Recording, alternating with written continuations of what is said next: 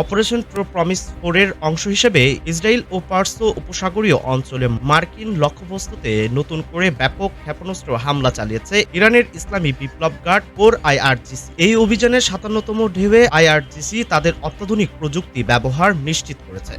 আইআরজিসির এক আনুষ্ঠানিক বিবৃতিতে জানানো হয়, অধিকৃত ভূখণ্ডের প্রাণকেন্দ্রে অবস্থিত ইসরায়েলি কমান্ড কন্ট্রোল এবং কমিউনিকেশন পরিকাঠামো সহ তাদের ক্ষেপণাস্ত্র প্রতিরক্ষা ব্যবস্থাগুলোকে লক্ষ্য করে এই হামলা চালানো হয়েছে। অভিযানে খাইবার সেকান নামক নিখুঁত লক্ষ্যভেদী ক্ষেপণাস্ত্রের পাশাপাশি ইমাদ এবং কদর ক্ষেপণাস্ত্র ব্যবহার করা হয়। একই সাথে মার্কিন সন্ত্রাসী বাহিনীর শক্ত ঘাঁটি হিসেবে পরিচিত আল উদাইদ সামরিক ঘাঁটিতেও হামলা চালিয়েছে ইরান। এই অভিযানে সলিড ও লিকুইড উভয় জ্বালানিতে সক্ষম জলফিকার ক্ষেপণাস্ত্র এবং কিয়াম ক্ষেপণাস্ত্রের পাশাপাশি স্মার্ট আত্মঘাতী ড্রোন ব্যবহার করা হয়েছে। গত ২৮ ফেব্রুয়ারি ইরানের সর্বোচ্চ নেতা আয়াতুল্লাহ আলী খামেনি এবং বেশ কয়েকজন ঊর্ধ্বতন সামরিক কর্মকর্তাকে নির্মমভাবে হত্যার পর ইরান ও মার্কিন ইসরায়েল জোটের মধ্যে সংঘাত চরম আকার ধারণ করে।